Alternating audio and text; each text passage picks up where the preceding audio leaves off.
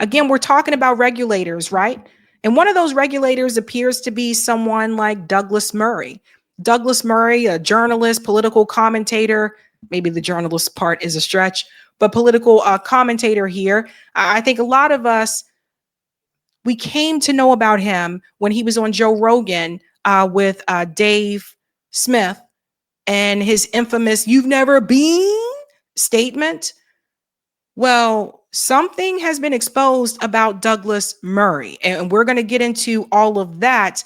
If you are not familiar with him, this is when he called out Joe Rogan. He said that Joe Rogan was not bringing as many pro-Israel people on the show. Can I ask you something? Yes, sir.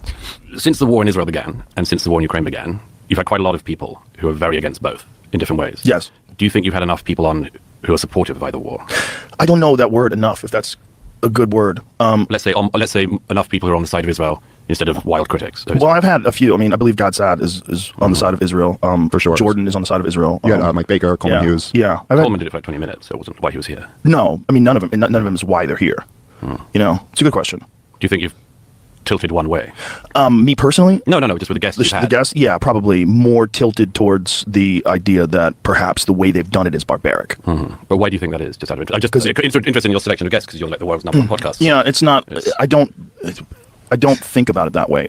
I just think I'd like to talk to this person. But can I just? Sorry, it's your show. But Sure. If you're going to interview historians of the conflict or historians in general, why would you get somebody like Ian Carroll or? Yeah, but Ian Carroll, I didn't bring him on for that purpose. I brought him on because I want to find out, like, how does one get involved in the whole conspiracy theory business? Because his whole thing is just conspiracies. Sure. You know. But do you have any? I mean, there's been a tilt in the conversation, both conversations, in the last couple of years, and it's largely to do with people who have appointed themselves experts who are not experts. You mean like Ian? I don't think he appoints himself an expert in anything. Who's that other dude who thinks he's an expert on Churchill? Daryl Cooper does not think he's an expert. In fact, I think it's everybody else is always calling him an expert, and he's like, I'm just a history. Have you ever absorbed any of his material? Have you ever consumed any of his podcasts or anything like that? I tried. Yeah? It's pretty hard to listen to somebody who says, I don't know what I'm talking about, but now I'm going to talk. Or I don't know about this, or I'm not capable of debating this historian, but I'm going to just tell you what I think.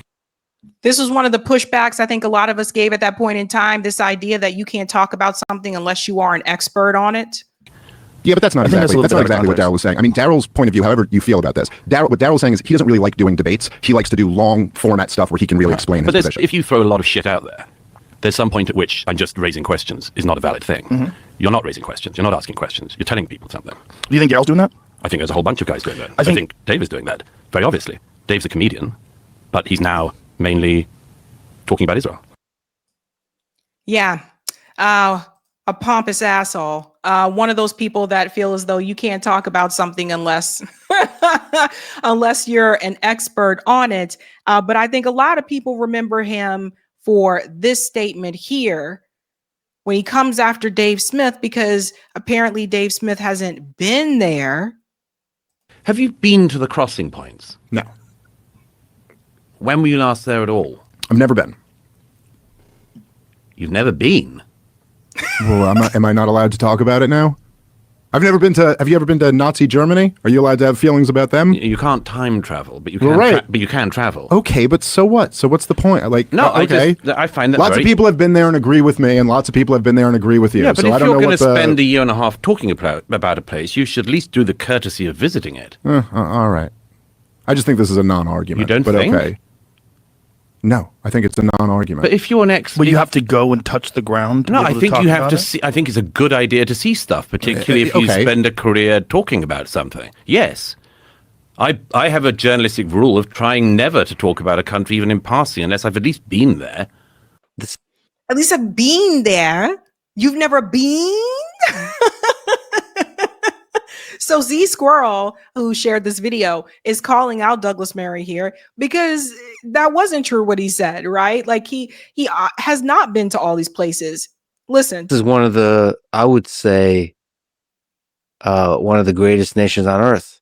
In terms of one of the great cultures of Earth. Cultures, yes. The peoples of Iran. Yeah.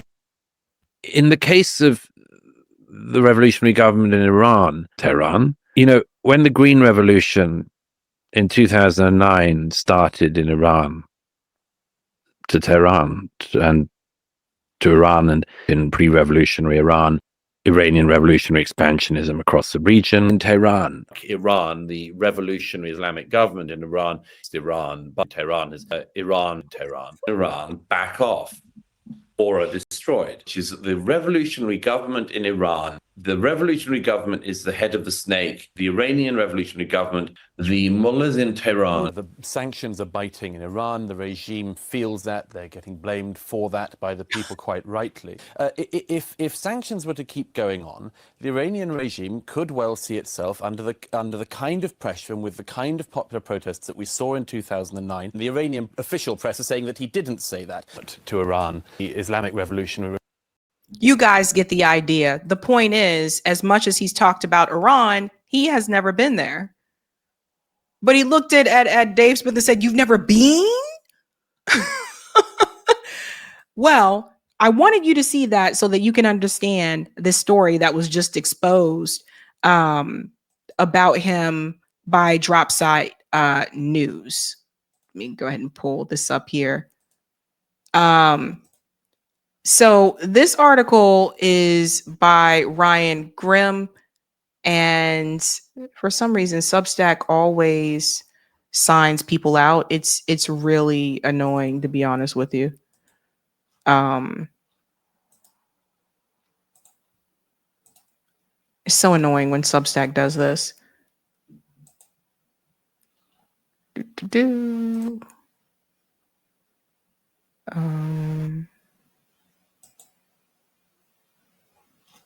Okay. Corey, can you fix this? I hate when Substack does this. It's like you sign in and then it's like if you're signed in or not. Yeah, sorry guys. Substack does that sometimes. Like you sign in and then if you're not there for a minute, then it comes back. Okay, thank you. He got it back. Okay. All right. This guy, check this out. This was just exposed by Ryan Grimm. So peep this, guys.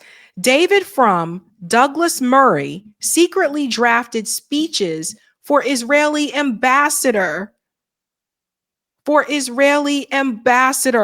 going to jump to the Douglas Murray piece here because people need to see this. And then you'll understand why he had the talking points that he did. Let's start with the soldiers were superb. This part right here. British journalist and author Douglas Murray, an associate editor at the UK publication The Spectator, was pitching Prosser, that is the ambassador there, on his own version of a speech to be given at the UN. In a message entitled simply Draft, Murray wrote Prosser on July 31st of 2014, "Dear Ron, very good to speak earlier. I'm passing here my first draft ideas. It's probably slightly long, and it's possible I have to put in some diplomatic things that needed. But I think I've gotten all the points discussed." The speech contained Murray's own suggested speech for Prosser to deliver at the United Nations, including phrases like, "We Israelis have learned to live with the realities around us. We know who we are." Criticism of the outrageous and racist efforts to boycott Israeli products and derogatory comments about European Muslims. This is coming from Douglas Murray. So as you can see here, this goes back to 2014, July 31st, 2014.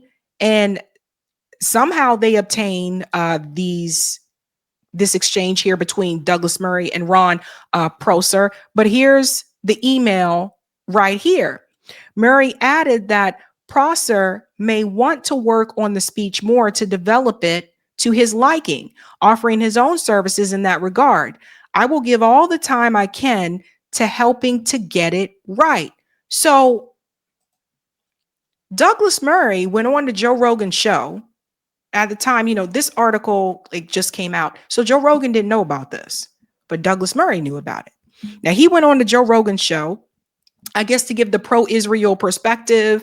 And of course, Dave Smith was there to talk about, what Israel was, the pro-Palestinian perspective, etc.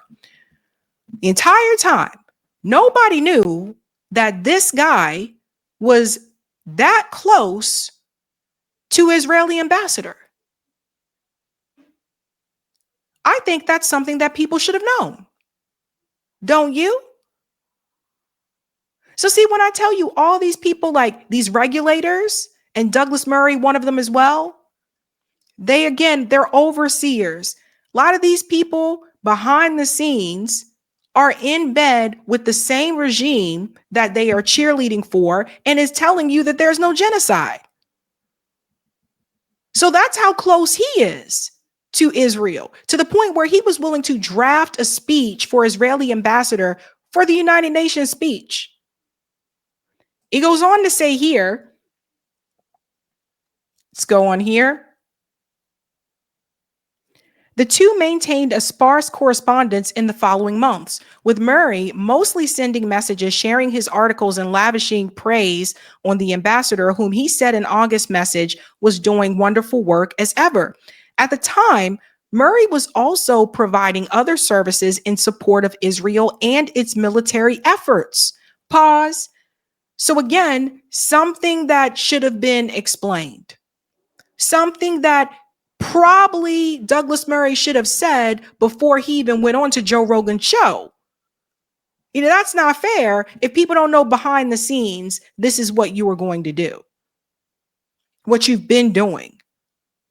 The point is, Douglas Murray, when he went on to Joe Rogan's show, he went on there to push an agenda, not just to have this debate. It was to push an agenda. Let's go on here. In November of that year, he wrote to Prosser to inform him that he had hosted an event that raised over £1 million for an organization called the Association for the Well-Being of Israeli Soldiers. So now Douglas Murray raised money for Israel. That organization had been created to provide funds directly to the IDF soldiers and IDF units, and was originally founded in 1942 by Israel's first prime minister, Dave Ben-Gurion. In 2015, AWIS merged with another organization and is now called the Association for Israel Soldiers. So I think it is important for people to know that the guy who went on to Joe Rogan's podcast and said, you need to have more pro-Israel people on, was also raising money for IDF soldiers to continue the genocide that they were doing. Do people not? I can't fathom this. And I'd really be curious to hear what Piers Morgan has to say about this, the way he went about defending Douglas Murray at that point in time. Pushing the agenda. How much they paying these people, man? We told you about the paid pro-Israel influencers. That's all out in the open. And then you got this guy behind the scenes, not only writing speeches for Israeli ambassador, but also raising money for the IDF.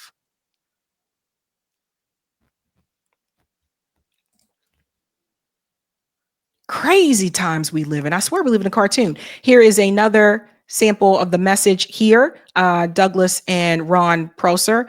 It says here, message from Douglas Murray to Ron Prosser on November 15th, 2014, informing him about his successful fundraising efforts for the Association for the Welfare of Israeli Soldiers.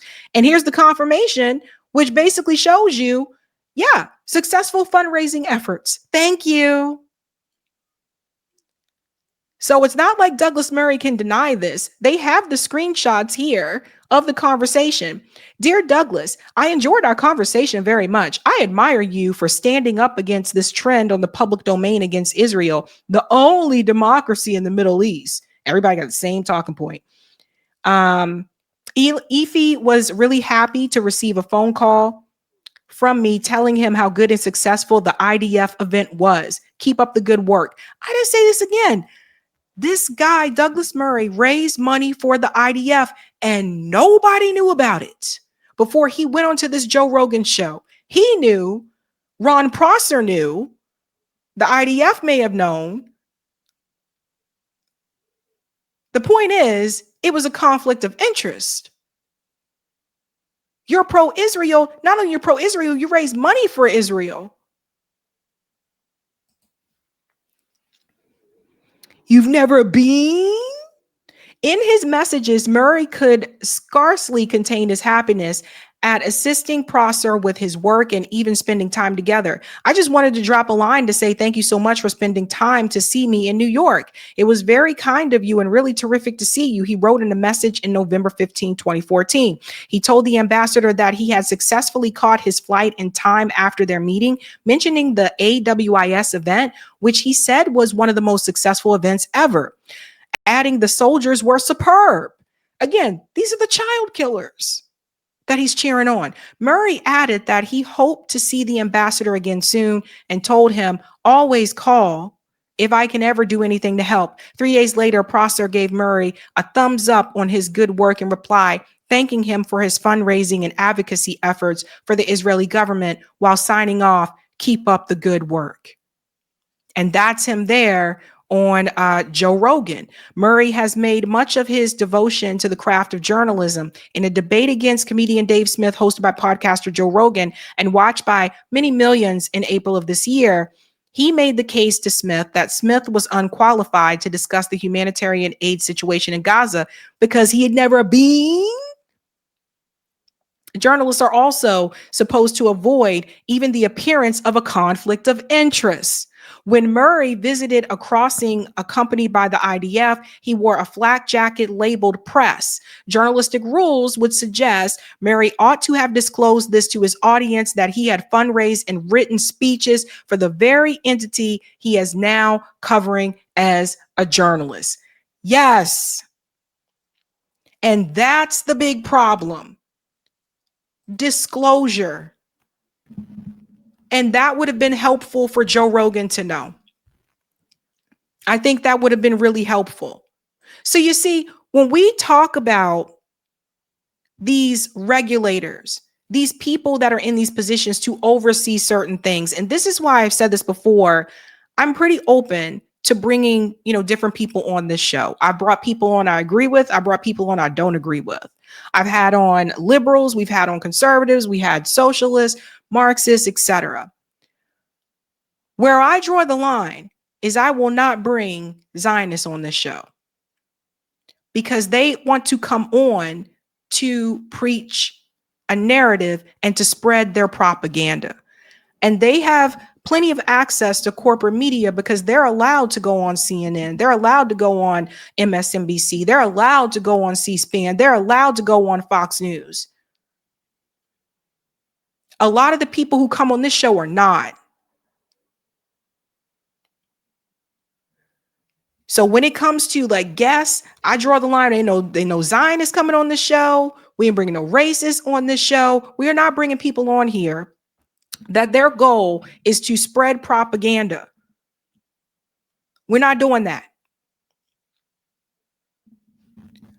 But the reality is here that information was not shared with Joe Rogan, not shared with the audience.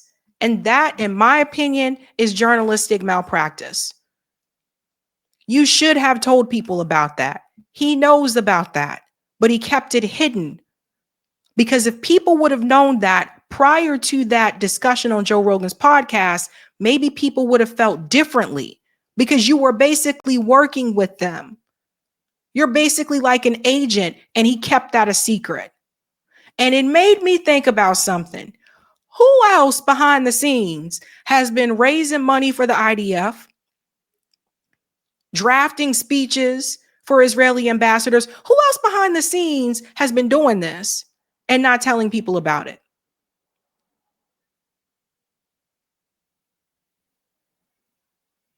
Because at this point in time, and I believe in giving people grace, but damn, at this point in time, ain't no way you can't sit back and see what Israel was trying to do.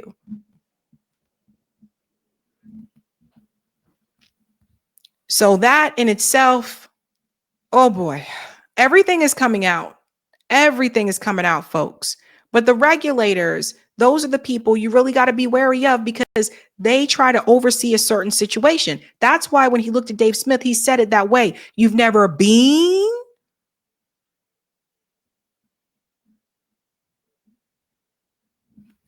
probably would have been helpful for Joe Rogan and Dave Smith to know that this guy was raising money for the IDF so they could push back and say, well, we know that you've been because you've been raising money for the IDF. He was there as a mouthpiece for the IDF, not just for Israel. So you have to be careful. You can't open the door to everybody. You can't extend an invitation to everybody. You do have to be careful. Hey guys, this was a Sabby clip. If you like what you saw, hit that like button and subscribe.